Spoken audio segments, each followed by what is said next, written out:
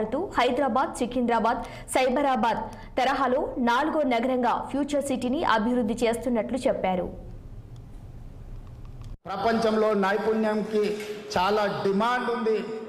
నైపుణ్యత నేర్పడానికి కొత్త యూనివర్సిటీని తెలంగాణ రాష్ట్ర ప్రభుత్వం తీసుకొచ్చింది. ఇది పీపీపీ మోడల్లో. మోస్ట్ లైక్లీ ఆనంద్ మహీంద్రాని ఆ యూనివర్సిటీ చైర్పర్సన్ కింద నేను రిక్వెస్ట్ చేసిన 2 రోజుల్లో ఆనంద్ మహేంద్ర మన తెలంగాణ ప్రభుత్వం ఏర్పాటు చేసే స్కిల్స్ యూనివర్సిటీకి చైర్పర్సన్గా బాధ్యత తీసుకోబోతున్నాడు. ప్రపంచంలో నైపుణ్యంకి చాలా డిమాండ్ ఉంది. నైపుణ్యత నేర్పడానికి కొత్త యూనివర్సిటీని తెలంగాణ రాష్ట్ర ప్రభుత్వం తీసుకొచ్చింది. ఇది పీపీపీ మోడల్లో.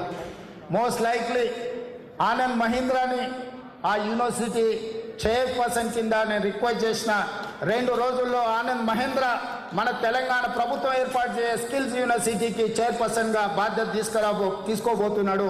ప్రపంచంలో నైపుణ్యంకి చాలా డిమాండ్ ఉంది. నైపుణ్యత నేర్పడానికి కొత్త యూనివర్సిటీని తెలంగాణ రాష్ట్ర ప్రభుత్వం తీసుకొచ్చింది. ఇది పీపీపీ మోడల్లో.